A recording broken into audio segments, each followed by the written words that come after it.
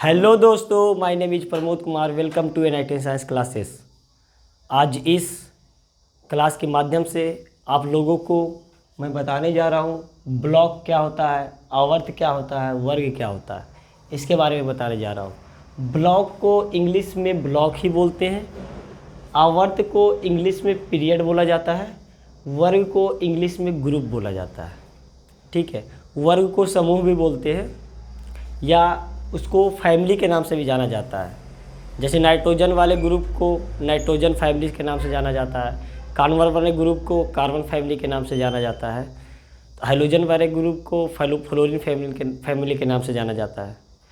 तो आखिरकार ब्लॉक क्या होता है, अब ब्लॉक हम किस प्रकार पहचानेंगे या किसी भी चीज़ का आवर्त किस प्रकार हम निकाल सकते हैं या किसी भी चीज़ का वर्ग हम किस प्रकार निकाल सकते हैं, इस वीडियो लेक्चर के माध्यम से आपको हम बताने जा रहे हैं। तो बात आता है कि ब्लॉक किसे बोलते हैं। ब्लॉक होता है कि वे तत्व जिनके अंतिम इलेक्ट्रॉन जिस कक्षक में प्रवेश करते हैं उन्हें ब्लॉक बोलते हैं। मतलब उसका अंतिम इलेक्ट्रॉन जिस कक्षक में जाता है उसे हम लोग क्या बोलते हैं, ब्लॉक। जैसे एग्जांपल से समझते हैं, एक दो एग्जांपल से समझ में आ जाएगा। जैसे हाइड्रोजन का बात करते हैं तो हाइड्रोजन का परमाणु संख्या कितना होता है, 1 होता है। तो इसको अगर इलेक्ट्रॉनिक विन्यास लिखा जाए तो 1s1। तो 1s1 मतलब इसमें एक ही इलेक्ट्रॉन है और वो एक इलेक्ट्रॉन किस में गया हुआ है, एस कक्षक में गया है। तो इसलिए इसको बोलते हैं एस ब्लॉक के तत्व बोला जाता है। ब्लॉक पहचानना बहुत आसान चीज़ है। ठीक है, जैसे अगर बात किया जाए आयरन का बात करते हैं। आप लोगों को इलेक्ट्रॉनिक विन्यास हम बता चुके हैं, अगर नहीं मालूम है तो इस वीडियो के नीचे में लिंक में डिस्क्रिप्शन बॉक्स में आपको लिंक शेयर कर देंगे, आप लोग जा कर के उसको देख सकते हैं। तो आयरन का अगर इलेक्ट्रॉनिक विन्यास, आयरन का परमाणु संख्या देखा जाए तो आयरन का परमाणु संख्या कितना होता है, 26 होता है। तो इसका इलेक्ट्रॉनिक विन्यास लिखा जाए तो 1s2, 2s2, 2p6, 3s2, 3p6 और 3p6, 4s2 और 3d6 होता है। इसका इलेक्ट्रॉनिक विन्यास ये होता है। तो इसका अंतिम इलेक्ट्रॉन किस में गया हुआ है, 3d में गया हुआ है। तो ये जो हो गया डी ब्लॉक के तत्व हो गया, डी ब्लॉक के तत्व हुआ। ठीक है, इसी तरीके से बहुत सारा एग्जाम्पल हो सकता है। जैसे एक दो एग्जाम्पल और लेते हैं, उससे समझते हैं। पहले आप लोग इसको स्क्रीनशॉट रख लें। एक दो एग्जाम्पल और लेते हैं, उससे समझ रहे हैं। जैसे मान लिया जाए कि नाइट्रोजन का अगर बात करते हैं, नाइट्रोजन, तो नाइट्रोजन का परमाणु संख्या कितना होता है, 7। तो इसका अगर इलेक्ट्रॉनिक विन्यास लिखा जाए तो 1s2, 2s2 और 2p3। तो इसका अंतिम इलेक्ट्रॉन किस में गया हुआ है, पी कक्षक में। तो पी कक्षक का मतलब ये जो तत्व हुआ पी ब्लॉक के तत्व हुआ। इसी तरीके से अगर बात करें जिंक का बात करते हैं तो जिंक का जो परमाणु संख्या होता है वो कितना होता है, 30 होता है। ठीक है, इसका अगर इलेक्ट्रॉनिक विन्यास लिखा जाए तो 1s2, 2s2, 2p6, 3s2, 3p6, 4s2 और 3d10। गिनती कर लेते हैं, 2, 4, 6, 4, 10, 2, 12, 6, 18, 2, 20, 10, 30। इसका अंतिम इलेक्ट्रॉन कहाँ पे गया है, डी ब्लॉक में गया हुआ है, इसलिए इसको हम लोग बोलते हैं डी ब्लॉक के तत्व बोला जाता है। इसी तरीके से सभी तत्वों का ब्लॉक हम निकाल सकते हैं कि किस ब्लॉक के अंतर्गत आता है। ये इलेक्ट्रॉनिक विन्यास की सहायता से ही हम लोग इसको निकाल सकते हैं। तो ब्लॉक के बारे में आप लोगों को समझ में आ गया होगा। ठीक है, अब बात करते हैं कि वर्ग क्या होता है। बात करते हैं कि वर्ग क्या होता है। वर्ग का मतलब हुआ कि लंबवत आवर्त में, पूरा आवर्त में एक लंबवत कॉलम बना होगा, उसी को क्या बोला जाता है, वर्ग बोला जाता है। तो इसमें डिफिनीशन में भी यही लिखे हैं कि रासायनिक तत्वों के आवर्त सारणी का एक लंबवत कॉलम होता है जिन्हें वर्ग कहते हैं। इन्हें फैमिली या परिवार के नाम से भी जाना जाता है। जैसे अगर बात करते हैं कि नाइट्रोजन का बात करते हैं, नाइट्रोजन फैमिली का बात करते हैं। तो नाइट्रोजन फैमिली का अगर बात करेंगे तो नाइट्रोजन में क्या क्या होता है, नेपाल, पाकिस्तान, ऑस्ट्रेलिया सब बीके। ठीक है, ये होता है नाइट्रोजन फैमिली। तो ये किस वर्ग में होगा नहीं होगा, इसको निकालने का तरीका है जो मैं बताऊंगा अभी। ठीक है, तो अभी तो इतना समझना है कि वर्ग उसको बोलते हैं कि जो पूरा आवर्त सारणी के अंदर एक लंबवत कॉलम बना होता है, उसको हम लोग क्या बोलते हैं, वर्ग बोला जाता है। ठीक है, डिफिनीशन समझ में आ गया होगा। जैसे अलग अलग वर्ग बना हुआ है, बहुत सारे वर्ग बना हुआ है। पहले अब वर्ग में अगर देखा जाए तो हाइड्रोजन वाले वर्ग में हेलिना का रब से फरार। दूसरा वाले वर्ग में देखा जाए तो बेटा मांगे कार स्कूटर बाप रोए। तीसरा वाला वर्ग में देखा जाए तो तीसरा से लेकर के 12 तक जो होता है डी ब्लॉक के तत्व होता है।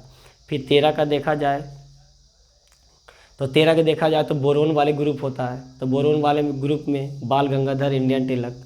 उसके बाद नेक्स्ट ग्रुप में देखा जाए तो 14 नंबर ग्रुप में, तो 14 नंबर ग्रुप में क्या होता है, तो बोरोन के बाद क्या आता है, तो हाइड्रोजन, हीलियम, कार्बन आता है, तो काशी जी, शंकर पार्वती। इसी तरीके से अलग अलग वर्ग होता है।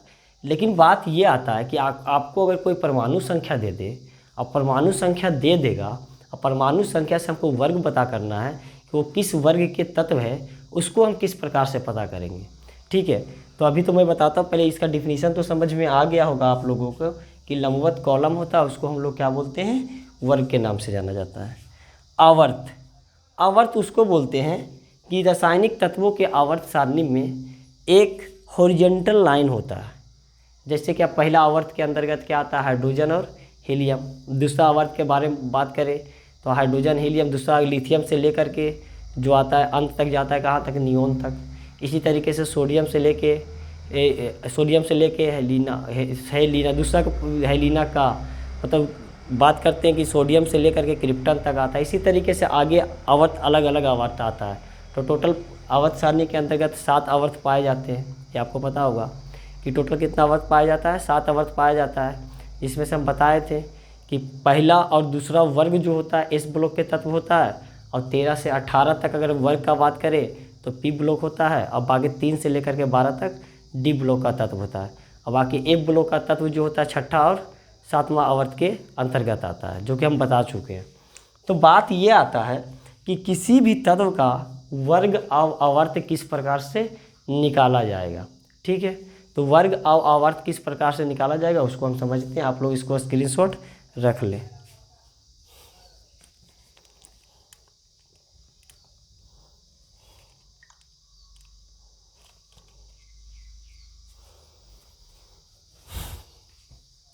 तो पहले हम बात करेंगे कि आवर्त किस प्रकार से निकाला जाता है।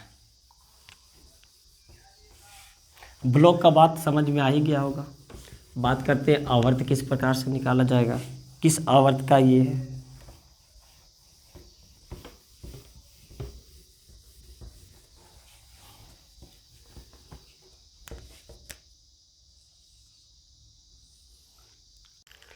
हाँ, तो बात करते हैं कि आवर्त किस प्रकार निकाला जाता है। ठीक है, तो आवर्त मतलब पीरियड किस प्रकार निकाला जाता है। तो पहले इजी क्वेश्चन से लेकर के चलते हैं। हाइड्रोजन, हाइड्रोजन का परमाणु संख्या होता है 1। तो इसका अगर इलेक्ट्रॉनिक विन्यास लिखा जाए तो 1s1। तो इसका अंतिम इलेक्ट्रॉन किस कक्षक में गया हुआ, पहला कक्षक में। तो इसीलिए इसका जो आवर्त आएगा ये फर्स्ट आवर्त के अंतर्गत आता है, मतलब फर्स्ट पीरियड के अंतर्गत आता है। इसलिए बात करते हैं लिथियम का। तो लिथियम का परमाणु संख्या होता है 3। इसका अगर इलेक्ट्रॉनिक विन्यास लिखते हैं तो 1s2 और 2s1 होता है। तो इसका अंतिम इलेक्ट्रॉन दूसरा कक्षक में आ रहा है, तो इसीलिए ये हो गया आवर्त दूसरा के तत्व हो गया। ठीक है, इसी तरीके से बात करें अगर सोडियम का बात करते हैं तो सोडियम का जो परमाणु संख्या होता है वो कितना होता है, 11। तो इसका अगर इलेक्ट्रॉनिक विन्यास लिखते हैं तो 1s2, 2s2, 2p6 और 3s1। तो इसका बात करते हैं तो 3s1। तो इसका अंतिम इलेक्ट्रॉन किस कक्षक में आया है, तीसरा कक्षक में। तो ये तीसरा आवर्त का तत्व है। ठीक है, इसी तरीके से बात करते हैं मैग्नीशियम का। तो मैग्नीशियम का परमाणु संख्या होता है 12। इसका इलेक्ट्रॉनिक विन्यास लिखते हैं तो 1s2, 2s2, 2p6 और 3s2। तो इसका जो अंतिम इलेक्ट्रॉन होता है तीसरा कक्षक का होता है, इसलिए आवर्त इसका कितना हो गया, थर्ड हो गया। बात करते हैं अस्केंडियम का। तो अस्केंडियम का जो परमाणु संख्या होता है वो 21 होता है। ठीक है, तो 21 इसका इलेक्ट्रॉनिक विन्यास लिखते हैं तो 1s2 2s2 2p6 3s2 3p6 4s2 और 3d1। तो इसका बात करते हैं, इसका अंतिम इलेक्ट्रॉन किस कक्षक में गया हुआ है, मतलब सबसे ज़्यादा कक्षक इसमें किस में है, चौथा कक्षक में है। ये चौथा आवर्त के आवर्त चौथा के तत्व हुआ, आवर्त चौथा के तत्व हुआ। ठीक है, इसी तरीके से बात करते हैं आयरन। आयरन का बात करते हैं तो आयरन का जो परमाणु संख्या होता है वो कितना होता है, 26। इसका इलेक्ट्रॉनिक विन्यास लिखते हैं तो 1s2 2s2 2p6 3s2 3p6 4s2 और 3d6। इसका अंतिम इलेक्ट्रॉन सबसे ज़्यादा कक्षक को इसमें गया हुआ है, चौथा में, तो इसलिए ये आवर्त चौथा के तत्व होगा। इसी तरीके से बहुत सारे तत्व है, उसको देखते हैं।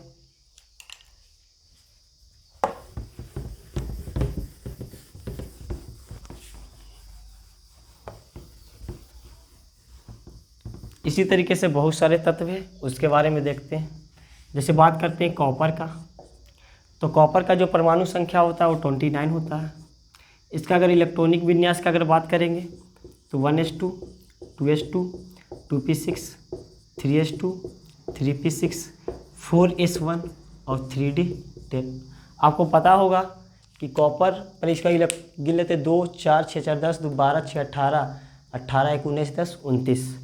आपको पता होगा कि कॉपर और क्रोमियम अपवाद में आता है, क्योंकि वो हाफ फिल और फुल फिल बनाता है। कॉपर का होना चाहिए था इलेक्ट्रॉनिक विन्यास क्या, 1s2 2s2 2p6 3s2 3p6 4s2 3d9, ये होना चाहिए था। लेकिन ये फुल फिल के मतलब डी ब्लॉक के पूरा भरा होने के इलेक्ट्रॉन के चलते ये नज़दीक पड़ा हुआ है, इसलिए एक इलेक्ट्रॉन ये किससे खींचता है, एस से। आपको बता चुके हैं हम इलेक्ट्रॉनिक विन्यास के अंतर्गत। तो ये तो गलत है, तो लिखा हुआ ये क्या है, ये सही है। ठीक है, तो इसका अंतिम इलेक्ट्रॉन सबसे ज़्यादा कक्षक कौन बना करके रखा है, चौथा, तो ये आवर्त चौथा के तत्व हुआ। ठीक है, इसी तरीके से अगर बात करते हैं कि अगर आपको कोई दे दिया कि अगर किसी का परमाणु संख्या, क्वेश्चन इस तरीके से दे दिया कि अगर किसी का परमाणु संख्या 19 है तो वो किस आवर्त के अंतर्गत आता है। ठीक है, अगर कोई क्वेश्चन दिया कि किसी भी परमाणु का, किसी भी तत्व का अगर परमाणु संख्या 19 है तो वो किस आवर्त के अंतर्गत आता है, तो सबसे पहले हम इसको क्या लिखेंगे, इलेक्ट्रॉनिक विन्यास 1s2 2s2 2p6, उसके बाद 3s2 3p6, उसके बाद गिनती कर लेते हैं तो 2 4 2 2 4 6 4 10 2 12 6 18। अंतिम इलेक्ट्रॉन किस में जाएगा, तो 4s1 में जाएगा। ठीक है, 4s1 में गया, तो 4s1 का मतलब इसका अगर आवर्त बात कर ले तो ये आवर्त जो होगा चौथे आवर्त का ये तत्व होता है। ठीक है, इसी तरीके से अगर बात करें कि अगर कोई आपको दे दिया कि अगर परमाणु संख्या मान लिया जाए कि 19 है तो किस आवर्त के अंतर्गत, परमाणु संख्या अगर 13 है तो किस आवर्त के अंतर्गत वो तत्व आता है, तो सबसे पहले इसका इलेक्ट्रॉनिक विन्यास लिख रहे हैं 1s2 2s2 2p6 3s2 3p1, ये हो गया।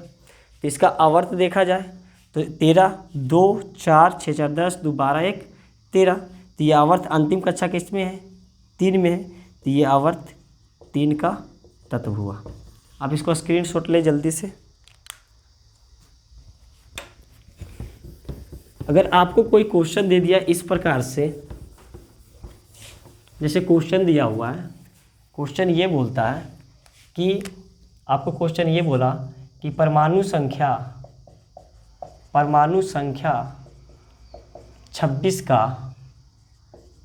का ब्लॉक और आवर्त क्या होगा, आवर्त क्या होगा। आपको तत्व नहीं बताया है कि 26 परमाणु संख्या का कौन सा तत्व है, हमको निकालना है ब्लॉक और निकालना है आवर्त। तो 26 परमाणु संख्या 26, तो सबसे पहले क्या लिखेंगे, इसका इलेक्ट्रॉनिक विन्यास लिखेंगे, इलेक्ट्रॉनिक कन्फिग्रेशन लिखेंगे तो 1s2, 2s2, 2p6, 3s2, 3p6, 4s2 और 3d6 होता है इलेक्ट्रॉनिक विन्यास से। तो इसका ब्लॉक देखते हैं, तो इसका जो ब्लॉक आएगा वो अंतिम इलेक्ट्रॉन देखा जाए तो किस में गया है, डी में। तो इसका डी ब्लॉक के तत्व हुआ, ये डी ब्लॉक के तत्व हुआ। लेकिन अब बात करते हैं आवर्त का। तो आवर्त अगर होगा तो आवर्त देखते हैं, इसका अंतिम कक्षक क्या बना हुआ है, चौथा। ये चौथे आवर्त का तत्व हुआ। इसमें ये देखना है कि अंतिम इलेक्ट्रॉन अगर जिस ब्लॉक के अंतर्गत आएगा वो ब्लॉक होता है, और सबसे ज़्यादा कक्षक किसमें है वो कहलाता है आवर्त। ठीक है। इसी तरीके से अगर बात करें जिंक का, तो जिंक का अगर देखा जाए तो जिंक का अगर कोई पूछ दिया कि जिंक का ब्लॉक कौन क्या होगा या आवर्त क्या होगा, तो इस प्रकार से जिंक का जो परमाणु संख्या होता है 30। इसका बात करेंगे तो 1s2, 2s2, 2p6, 3s2, 3p6, 4s2 और 3d10। तो इसका ब्लॉक अंतिम इलेक्ट्रॉन किस में गया है, डी ब्लॉक, तो डी ब्लॉक के तत्व हुआ।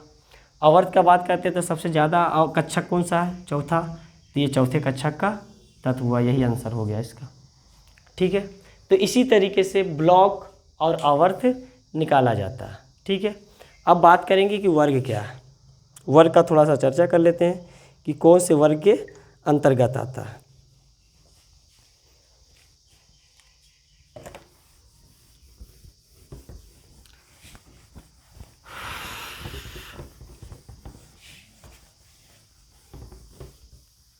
अब बात करते हैं वर्ग का कि वर्ग किस प्रकार निकाला जाता है किसी भी तत्व का। तो वर्ग का बात करते हैं।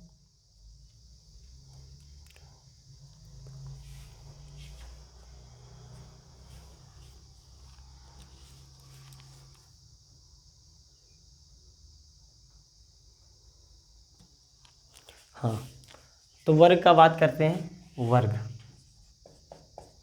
ठीक है। वर्ग पता है कि वर्ग का इंग्लिश में क्या बोलते हैं हम लोग, ग्रुप के नाम से जाना जाता है। ठीक है। जैसे हाइड्रोजन का बात करें तो पहला और दूसरा वर्ग क्या होता है, पहला और दूसरा वर्ग होता है कि पहला वर्ग फर्स्ट में होता है कि अगर NS1 के अंतर्गत आ गया तो ये पहला वर्ग कहलाता है। ठीक है। वर्ग सेकेंड के अंतर्गत अगर दूसरा वर्ग में आएगा तो NS2 आएगा। तो थोड़ा क्वेश्चन देखते हैं।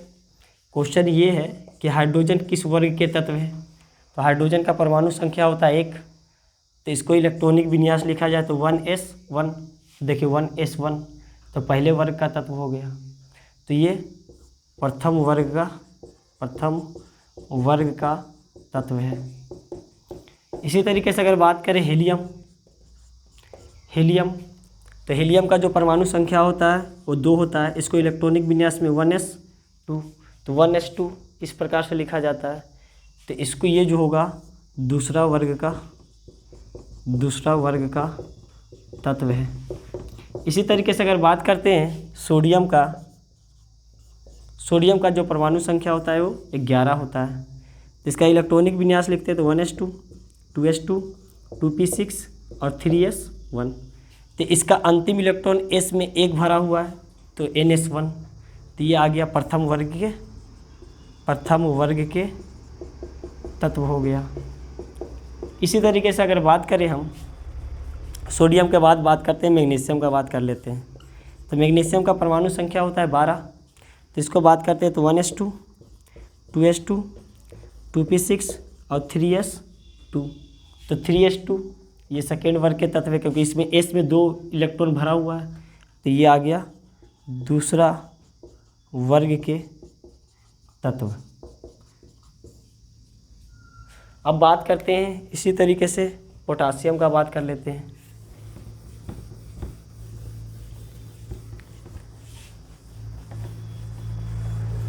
बात करते हैं पोटासियम का।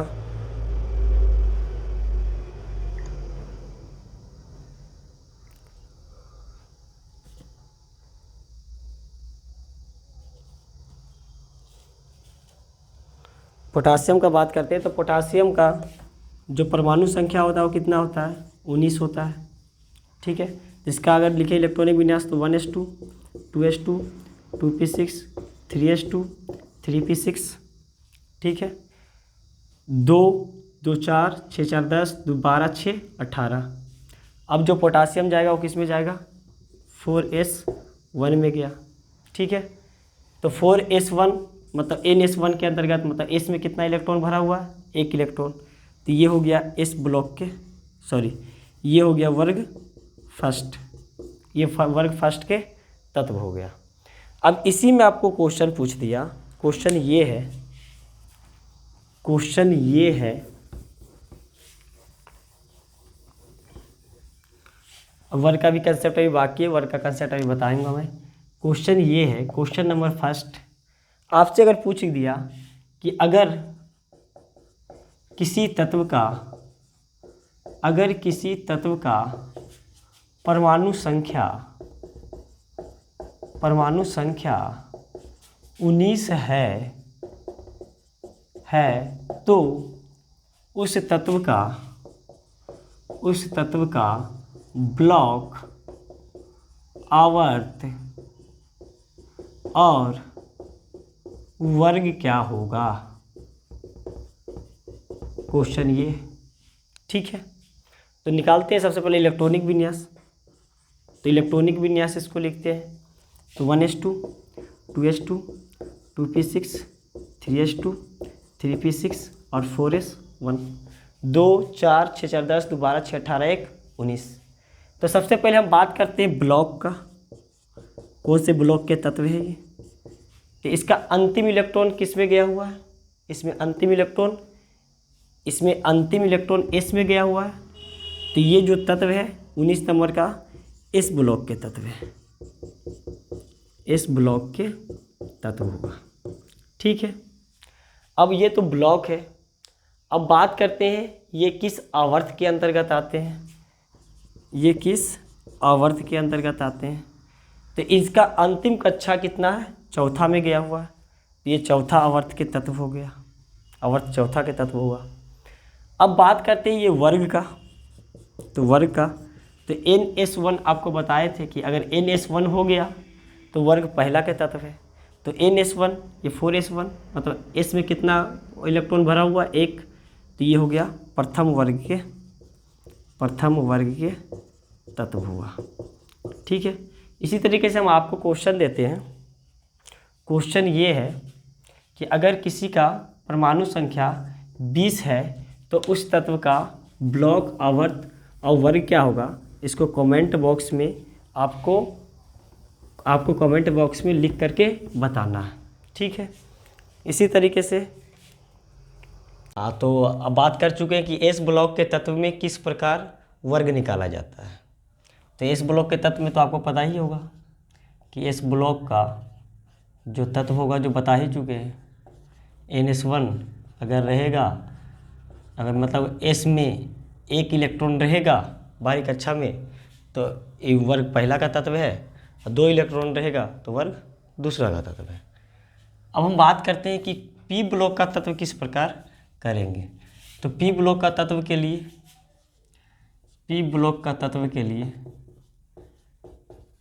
तो इसका जो फॉर्मूला होता है P ब्लॉक के तत्व का, इसका फॉर्मूला होता है कि हमको वर्ग निकालना अगर P ब्लॉक के तत्व का, तो इसका जो फॉर्मूला होता है 12 प्लस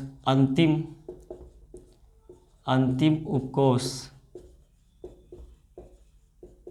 जो कि P ब्लॉक का है। अंतिम उपकोष P ब्लॉक में इलेक्ट्रॉनों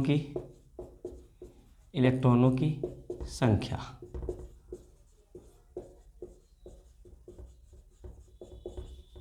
अंतिम उपकोष P ब्लॉक में इलेक्ट्रॉनों की संख्या, इस प्रकार से हम वर्ग निकालते हैं। एग्जाम्पल से समझते हैं। जैसे मान लिया जाए कि नाइट्रोजन, तो नाइट्रोजन का जो परमाणु संख्या होता है कितना होता है, 7। तो नाइट्रोजन का परमाणु संख्या 7 का इलेक्ट्रॉनिक विन्यास लिखते हैं। तो 1s2 2s2 और 2p3। तो वर्ग निकाल रहे हैं, तो वर्ग तो 12 प्लस ये 12 तो रहेगा ही। अंतिम पी ब्लॉक में कितना इलेक्ट्रॉन है? 3 इलेक्ट्रॉन। तो 12 प्लस 3 कितना हो गया? 15। मतलब ये 15वां वर्ग का तत्व है। ठीक है। इसी तरीके से बात करते हैं ऑक्सीजन का। तो ऑक्सीजन का परमाणु संख्या होता है 8। इसका अगर इलेक्ट्रॉनिक विन्यास लिखेंगे तो 1s2 2s2 और 2p4। तो वर्ग का अगर बात करेंगे इसका वर्ग का, तो वर्ग किसका निकलेगा? वर्ग। तो 12 प्लस अंतिम पी ब्लॉक में इलेक्ट्रॉन की संख्या 4, तो कितना? 16। मतलब 16 वर्ग का ये तत्व है। इसी तरीके से अगर बात करते हैं नियोन का, तो नियोन का परमाणु संख्या कितना होता है? 10। तो इसका इलेक्ट्रॉनिक विन्यास लिखते हैं तो 1s2 2s2 और 2p6। इसका अगर निकालते हैं कि वर्ग किस प्रकार निकालते हैं, तो 12 प्लस अंतिम पी ब्लॉक में इलेक्ट्रॉनों की संख्या कितना है? 6। तो 18। तो 18वें वर्ग में ये आता है। ठीक है। तो इस प्रकार से पी ब्लॉक तत्व कौन से वर्ग में है, हम इस फॉर्मूला के माध्यम से निकाल सकते हैं। ठीक है। इसका तो बता ही चुका हूँ कि अगर NS1 में आएगा तो वर्ग फर्स्ट का तत्व होगा, और NS2 में आएगा तो वर्ग सेकंड का तत्व होगा। तो कहने का मतलब पहला वर्ग और दूसरा वर्ग खत्म हो चुका है, और 13वां वर्ग से लेकर के 18वां वर्ग तक का पता है। अब बात है कि डी ब्लॉक तत्व को हम किस प्रकार निकालते हैं। ठीक है। तो डी ब्लॉक तत्व को निकालते हैं फॉर्मूला से।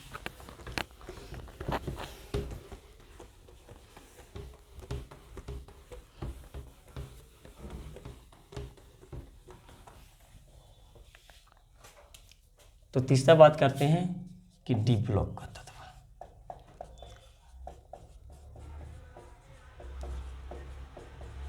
तो डी ब्लॉक का तत्व निकालने के लिए इसका जो फॉर्मूला होता है वर्ग निकालने का, वर्ग equal to 2 plus n-1 D उपकोष में इलेक्ट्रॉनों की संख्या, ये इसका फॉर्मूला होता है। जैसे बात करते हैं स्कैंडियम का, तो स्कैंडियम का परमाणु संख्या कितना होता है? स्कैंडियम का परमाणु संख्या होता है 21। इसका इलेक्ट्रॉनिक विन्यास लिखते हैं तो 1s2 2s2 2p6 3s2 3p6 4s2 और 3d1। 21 इलेक्ट्रॉन चाहिए। 2 2 4 6 4 10 2 12 6 18 2 20 1 21 इलेक्ट्रॉन। इसमें अब वर्ग निकालते हैं तो वर्ग इसका फॉर्मूला होता है 2 प्लस n-1 डी। n किसको माने? 4 को। तो n-1 डी क्या आ जाएगा? मतलब 3। तो इसमें इलेक्ट्रॉन देखा जाए तो इसमें इलेक्ट्रॉन डी में एक ही है, तो 2 + 1 3। मतलब ये तीसरे वर्ग का तत्व है। इसी तरीके से हम बात करते हैं आयरन का। तो आयरन का परमाणु संख्या होता है 26। इसका इलेक्ट्रॉनिक विन्यास लिखते हैं तो 1s2 2s2 2p6 3s2 3p6 4s2 और 3d6। इसका वर्ग निकालते हैं तो इसका वर्ग जो आएगा 2 plus n-1 D. n-1 D का मतलब n इसको माने तो n-1 डी आ गया। इसमें कितना इलेक्ट्रॉन है? 6। तो ये वर्ग 8 के तत्व है। ठीक है। इसी प्रकार से सभी तत्वों का निकाल सकते हैं। जिंक हो गया, सभी तत्वों का निकाल सकते हैं डी कक्षक में कि कौन से वर्ग का तत्व है। अब इसमें डी ब्लॉक के तत्व में वर्ग निकालने के लिए थोड़ा अपवाद भी आता है। उस अपवाद को हम समझते हैं कि अपवाद किस प्रकार निकाला जाता है। तो डी ब्लॉक के तत्व में कुछ अपवाद आता है। ठीक है। जैसे क्वेश्चन करते हैं, क्रोमियम का परमाणु संख्या कितना होता है? 24 होता है, 24। इसका बात करें इलेक्ट्रॉनिक विन्यास का तो 1s2 2s2 2p6 3s2 3p6 4s2 और 3d4। तो क्रोमियम का परमाणु संख्या होता है 24, 2 2 4 6 4 10 2 12 6 18 2 20 4 24। लेकिन बात ये आता है कि डी कक्षक में हाफ फिल्ड ऑर्बिटल के ये नज़दीक है, मतलब अर्धपूर्ण भरित के नज़दीक है। तो एक इलेक्ट्रॉन इससे लेकर के ये बना देता है 1s2 2s2 2p6 3s2 3p6 4s1 और 3d5। माना जाता है कि ये सही है जो हम लोग आवर्त सारणी में पढ़ते हैं, और इसको माना जाता है गलत। लेकिन जब हम क्रोमियम का वर्ग निकालेंगे तो वर्ग निकालने समय जो पैटर्न होता है उसी पैटर्न को क्या करना है, फॉलो करना है। तो इसका जो वर्ग होगा 2 + n-1d, मतलब n-1d मतलब इसमें कितना है 4 इलेक्ट्रॉन, तो 2 + 4 कितना 6, मतलब ये वर्ग 6 के तत्व है। ठीक है, इसी तरीके से बात करते हैं कॉपर का। ठीक है, तो कॉपर का परमाणु संख्या कितना होता है 29। इसको लिखा जाए तो 1s2 2s2 2p6 3s2 3p6 4s2 और 3d9। 29 इलेक्ट्रॉन चाहिए, 2 2 4 6 4 10 2 12 6 18 2 20 और 9 29 होना चाहिए पैटर्न के अनुसार, लेकिन इसको गलत माना जाता है क्योंकि ये डी कक्षक पूर्ण भरित मतलब फुल फील्ड ऑर्बिटल के ये नज़दीक है। एक इलेक्ट्रॉन इससे लेता है, बना देता है ये 1s2 2s2 2p6 3s2 3p6 4s1 और 3d10। इसको आवर्त सारणी में माना जाता है सही। ठीक है, लेकिन हमको जब वर्ग निकालना है तो वर्ग निकालते समय इसको हमको क्या करना है 2 + n-1d। n-1d में कितना है 9, तो कितना है वर्ग 11 के तत्व है। ठीक है, तो कॉपर हो गया, सिल्वर हो गया, फिर कॉपर सिल्वर क्रोमियम और ये सब के नीचे जो भी टेबल में डी ऑर्बिटल के अंदर आते हैं वो सब क्या होता है, सभी के सभी अपवाद में पाए जाते हैं, एक्सेप्शन में पाए जाते हैं। अपवाद, ठीक है, आप इसको नोट कर लें। तो इस वीडियो लेक्चर में इतना ही। और ये ब्लॉक के तत्व जो होता है टेबल के नीचे पाया जाता है, इसीलिए उसको ज़्यादा उसको लिया नहीं जाता है डी एफ कक्षक के अंतर्गत, मतलब ए ब्लॉक के तत्व को ज़्यादा पढ़ा नहीं जाता, हम सबके सिलेबस में उतना है भी नहीं। तो इस प्रकार से एस का और पी का और डी का ब्लॉक और वर्ग और आवर्त निकालने का ये सब तरीका है। तो आपको हम 2-4 क्वेश्चन देते हैं जिसका सभी का निकालना है, ब्लॉक भी निकालना है, वर्ग भी निकालना है और साथ साथ आवर्त भी निकालना है। तो क्वेश्चन ये है कि अगर किसी का परमाणु संख्या 35 है तो उसका ब्लॉक क्या होगा, उसका वर्ग क्या होगा और उसका आवर्त क्या होगा। First question. सेकेंड क्वेश्चन, अगर किसी का परमाणु संख्या 23 है तो ब्लॉक क्या होगा, वर्ग क्या होगा, आवर्त क्या होगा। ये दोनों क्वेश्चन को आप कमेंट बॉक्स में ज़रूर कमेंट करें। सभी बच्चों इस वीडियो को लाइक सब्सक्राइब शेयर ज़्यादा से ज़्यादा करें, जिससे ज़्यादा से ज़्यादा लोगों तक ये पहुंच पाएगा। Thank you for watching.